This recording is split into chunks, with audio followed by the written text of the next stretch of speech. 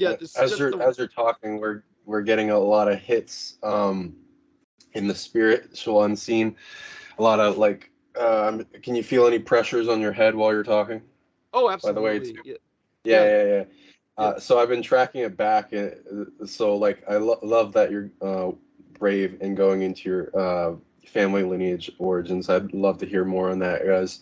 I also have tracked back quite a bit of DNA lineages in my mind.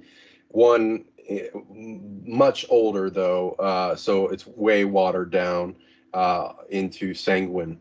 And when I was dealing with it, it seems there's some overarching predator that's monitoring the entire lineage, that's pretty high in awareness, that seems to be trying to puppet everything and orient the hunt lust.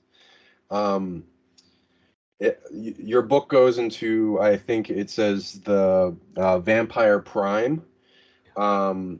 It might have something to do with that. You said that the vampires can live 300 years plus. So I'm wondering if they've accumulated like more. Like how some people are like, oh, I want the best blood, or they are also expanding their tech into stealing more than just blood, but like the soul, the life force, the abilities, the part soul, all these subtle energy parts and authority. I feel there's a predator that is trying to watch this, and I'm letting them know that we're not here to threaten the vampires. We both see them as a integral part of the ecosystem, the system of this world. Let me put it this way. It's important to qualify all of this. I appreciate what you're saying, and what you're talking about is, of course, basically a kind of consciousness, a metaconsciousness. A metaconsciousness that might act as a kind of ultimate hope for vampiric survival as an ethnos. And that is important. And I will get into that more in the future. I feel that that would be too abstract right now. But one of the things that is also important is that people understand, say, for instance, when it comes to the the vampiroid experience, and what we now have already articulated as to why the book is truncated the way it is. And again, the photograph on the back of the book of myself, looking so Christopher Walken-like. I mean, you can be honest about this, Sean Bond. You might say if that photograph looks like me at all or just barely like me, but honestly, that's directly after almost over a decade without barely any blood that I ever drank. I refrained from drinking blood for all the while I was taking care of my parents for the most part. Very seldom did I get an opportunity to drink any blood. During the 11 years I was their care provider. And it shows. It shows I look very aged in that photograph. I look as if I've abused drugs for 10 years, which is basically a sleep deficit from 30 years, 3 different careers in which I barely slept at all compared to any regular human being. And then what happened was the stress of caring for them and their advocacy beyond anything any normal human being could have done. It would take hours to describe why. The end result was what you see there is a train wreck And obviously, when I began drinking blood again and availing myself of that, I began to reverse that aging process. I feel look much younger now than I do in that photograph. And I think Sean would probably agree. I don't know, but your input on that is appreciated. Or maybe you could say it looks the same to me. I couldn't care less. It just is what it is. But you can see that my hair is much thinner. My hair is much thinner in that photograph than the hair I have today. Yes, and yeah, I basically I feel look like shit. But at any rate, then Peter Moon, of course, had to choose that photograph. But all that being said, the That where we're at now. Let me try and explain this to people. I can communicate with you because I'm only a fourth vampire. For somebody who's truly a full vampire, an apex predator, and yes, people have been killing vampires, slaying them is the term they use, for thousands of years. But then people have also hunted sharks. There are Polynesians whose very name in their language means shark hunter. But what happens when people overdo it? We've hunted sharks to the brink of extinction, and it's wiped out the ecosystem of the oceans. You have hunted vampires nearly to extinction now, and you're all paying the price in collateral damage in ways you can't even begin to comprehend. Vampires are some of the reason for your evolution by forever terrorizing you from behind and prodding you to go ever forward. That's how you took the land away from the much more brutal humanoids, the hominids, that are known as the Yeti, the Agagwe, the mm, Sasquatch. These hominids dominated the earth.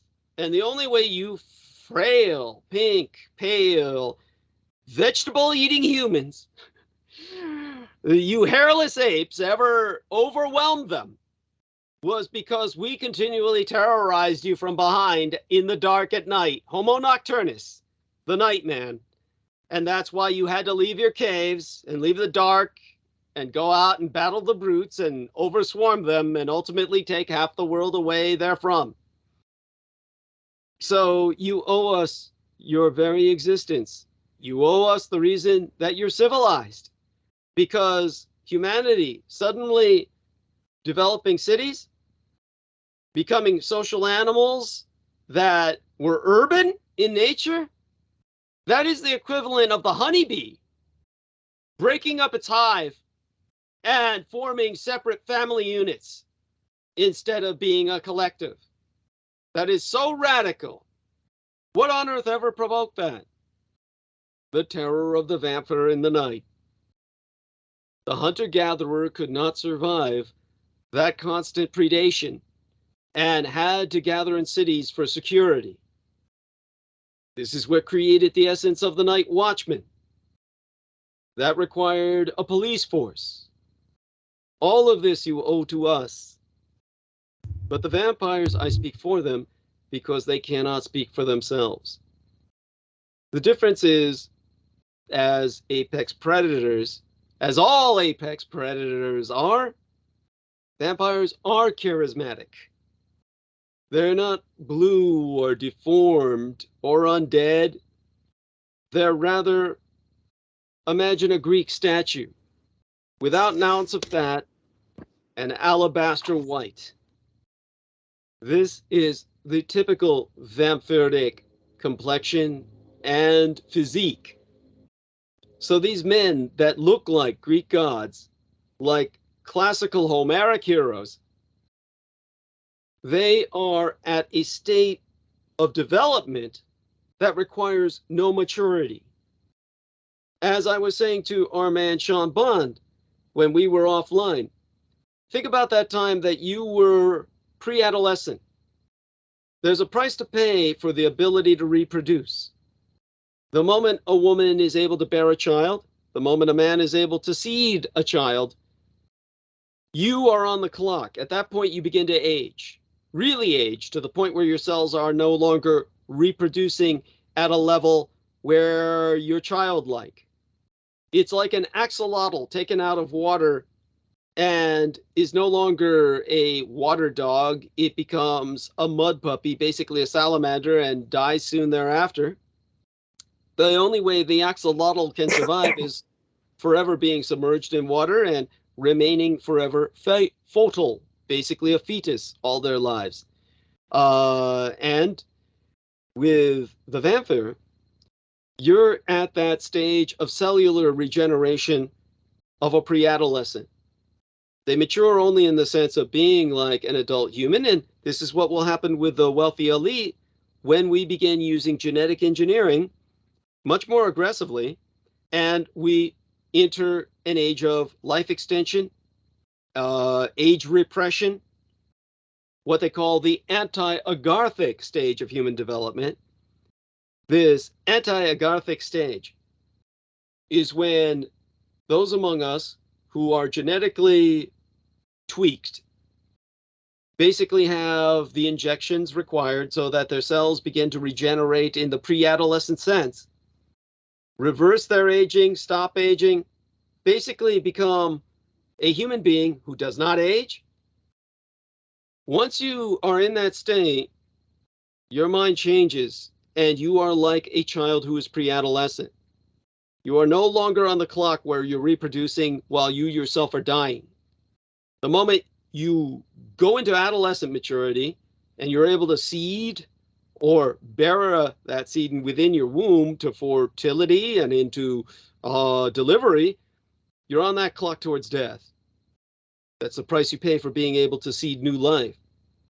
But when you're pre-adolescent, through life extension, anti-agarthic technology, you begin to think like that pre-adolescent again. Every moment of your day is the present moment. You no longer think on chronological time. You think in cosmological time. Just as a child, there's no sense of the past or the future in any great sense. Every moment is the present moment. You are always in the moment. The child doesn't relate to adults. Adults are the voice in the background, like a Charlie Brown cartoon. Wah, wah, wah, wah, wah, wah, wah. The child relates to other children. You relate to your peers.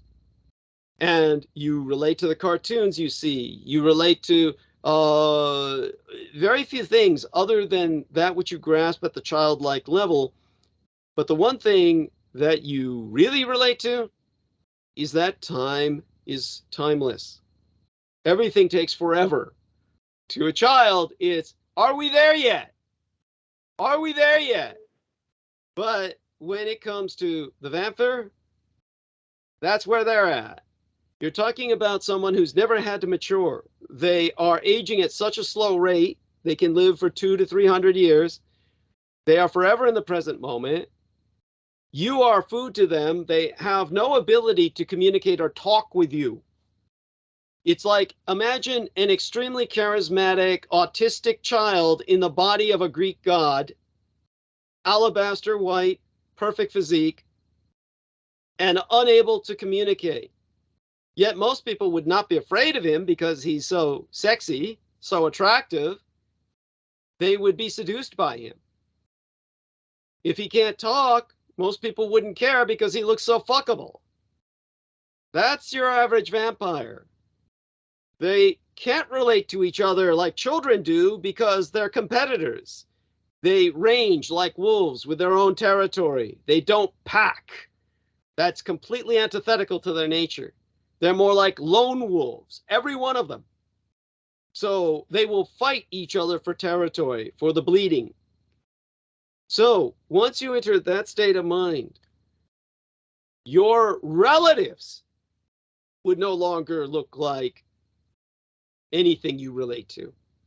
So anything you fantasize about vampires, get rid of it. Think instead in terms of an autistic adult, extremely autistic adult along the further end of the autistic spectrum who is basically predatory and has enough of a hardiness where they can be homeless and not have the impact that homelessness has on a baseline human. They can sleep in cold warehouses, mausoleums, and crypts so as not to be bothered. and come out and basically attack humans and disappear back into the dark.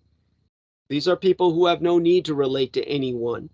They simply appear, take what they want, and they leave. Usually, anyone who survives their attack will be left with a fake memory because their saliva implants a euphoric, the kind of tryptophan that you find in LSD and other ecstasy type drugs, the dimethyltryptamine, the DMT. They, via their saliva, transfer that into your blood while they take yours. If you survive an attack without being exsanguinated, completely drained, your memories will be completely biochemically altered. You'll think you saw them turn into a mist or turn into a voron, a raven. And that brings us back to the totemic animal of Odin, which often visits Sean Bond. That is the totemic animal of the vampire. The blood-sucking bat is a creature of the New World. That's more totemic to the Aztecs and their blood sacrifices. The Eurasian vampire, there was no such thing as blood-sucking vamps in the bat form anywhere in Eurasia. They're all frugivores, fruit bats. The real totemic animal of the vampiric ethnos is the Röskuldalak, the voron, the raven, that was the vulture of Europe. And in the massive battlefields of Europe, it was the ravens that would feast off the dead bodies through all the interminable wars and plagues. And some of them became mutated to the point where the dead human body was all they could feed off of. That's when they went from being a voron or a raven to a Vrayuskoldalak, a true eater of the dead and an eater of living humans. These kinds of ravens became so gorged on human flesh, they grew, and they would sweep babies out of their cribs and devour them. This is the kind of totemic animal of the vampire of Europe, the raven. And this, of course, is like the vulture, that which brings the dead to the other world. That's why they're the messengers of Odin. Does that make sense? To the other side. So that too is the totemic animal of Dracul, the family Dracul, and the whole bloodline, the lineage thereof. When it comes to vampires, then, think of them as childlike adults, forever in a pre-adolescent state of development, no need to mature. Your suffering is funny to them, just like when a child looks at a cartoon and sees the Porky Pig or the Daffy Duck and they're hit with a hammer or a baseball bat and the stars come out and the child just laughs, ha, because the child has no concept of suffering. The child has no conscience. The child looks at the suffering of the cartoon characters falling off cliffs and blowing up and going through walls, and he says, ha, look at how funny that is. That's what you are to the vampire. The vampire laughs at your suffering. I'm not trying to take away any sympathy for them. Understand, the shark eats you too, without hating you. But if you're kind to the shark, you can pet the shark in the right circumstances, so long as there's not blood in the water. Think of that as how you would try to survive in the presence of a vampire. And in that sense, perhaps the vampire can be tamed. But this is not socialization. Just as a shark can never survive in any aquarium, because the shark must constantly move and never stop, and therefore as an apex predator can never survive in captivity, neither can the vampire. You cannot socialize them. So the closest analogy, and as all analogies, it has its limits, and it's a poor analogy, yet one of the few that rather fits. Think of the horror movie franchise Wrong Turn. Both these were deformed, toxic, industrial effluvia, toxic waste created mutants that were cannibals, but they had these human-like European relations who ultimately drew in victims for them, who could speak even with European accents, and opened hotels so they could feed their family. That would be somewhat the role that I fill, not to lure you into a human version of a roach motel to feed you to vampires, but I act as their emissary only in the sense they can never speak for themselves. Literally cannot speak in any coherent form you would understand to any great degree. Like an autistic child limited in their ability to express, you would consider it an expressive aphasia. So when it comes to the role that I fill, it's to create an understanding for why they are to be preserved as you would the shark or the wolf or any apex predator. Why they must be preserved in that sense, and why you must never hate them for their killing any more than you would hate any other act of God. A tornado, a hurricane, an earthquake takes your loved one. Do you hate God? Do you hate all creation? Do you hate nature? Most people, no. Therefore, you can't hold it against a vampire taking your relation in that sense either. But people did.